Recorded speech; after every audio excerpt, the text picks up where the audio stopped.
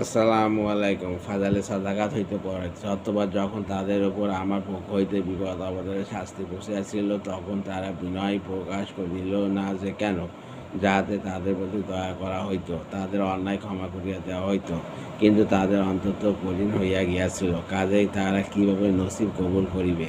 আর শয়তান তাহাদের আমলসমূহকে যা তারা পূর্ব হইতে করিয়া আসিয়াছিল তাহাদের দৃষ্টিতে সুচরিত করিয়া দেখাইতেছিল, যে কারণে তারা নিজেদের ওই সমস্ত মন্দ কাজে লিপ্ত রইল, যাহাকে তারা ভালো কাজ বলিয়া মনে করিতেছিল। অথবা যখন তারা ওই সমস্ত কাজ ভুলিয়া রইল, যার প্রতি পয়গম্বরদের পক্ষ থেকে তাদেরকে নসিহত করা হইত, এবং উহার প্রতি তারা মোটে ভক্ষে করিল না, তখন আমি তাদের উপর বিলাসিতা ও আরামায়েশের সকল দরজা খুলিয়া দিলাম।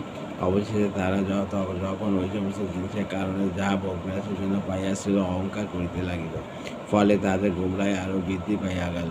তখন আমি তাদেরকে আযাবের মধ্যে এমনভাবে হঠাৎ গ্রেপ্তার করিলাম যে এই ব্যাপারে তারা ধারণাও করিয়াছিল না। এইভাবে জালেমদের শিকড় পর্যন্ত কাটিয়া গেল।